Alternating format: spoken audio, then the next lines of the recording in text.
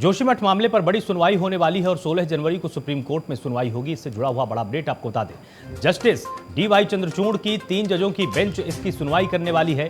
शंकराचार्य अविमुक्तेश्वरानंद ने दाखिल की थी याचिका और डी.वाई. चंद्रचूड़ भी 3 जजों की बेंच में शामिल रहने वाले हैं। और शंकराचार्य अविमुक्तेश्वरानंद ने एक याचिका दाखिल की थी। जोशीमठ में भूधसाओं का पूरा मामला है।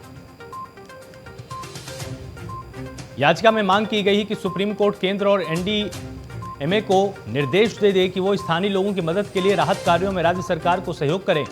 साथ ही भूस्खलन के चलते अपना घर खोने वाले लोगों को राज्य सरकार तुरंत आर्थिक सहायता भी उपलब्ध कराए। और इस पूरे मुद्दे को सुप्रीम कोर्ट ने कहा था कि आप मेंशन कराइए, उसके बाद इस पर बातचीत की जाएगी और लोकतांत्रिक प्रक्रिया से चुने हुए जनप्रतिनिधि या संस्थाएं लगातार इसके लिए काम कर रही हैं, उनको काम करने दिया जाए। लेकिन कल जिस तरह से याचिका में तमाम आर्थिक मसले भी उठाए गए थे, उस पर सुप्रीम कोर्ट बड़े निर्देश जारी कर सकता है या फिर जिस तरह से संवैधानिक संस्थाएं लगातार अपना काम जोशीमठ में कर रही हैं, उसी हिसाब से काम करने के निर्देश भी दिए जा सकते हैं।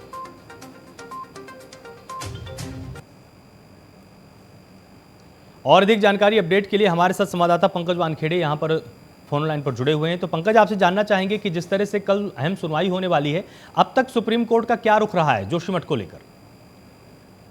देखिए, शंकराचार्य अविमुक्तेश्वर आनंद सरस्वती महाराज है, उनकी तरफ से याचिका लगाई गई थी और याचिका में कहा गया था जिस तरह से इनलीगल कंस्ट्रक्शन हो रहे हैं उस पर रोक लगानी चाहिए और कहीं ना कहीं जो तमाम जो दुष्कर्म के मामले हैं उस पर कहीं ना जांच प्रॉपर तरीके से होनी चाहिए। खैर, सुप्रीम कोर्ट ने उस वक्त कहा था कि इसे कोर्ट में आप लिस्टिंग के रखिए, उसके बाद देखा जाएगा।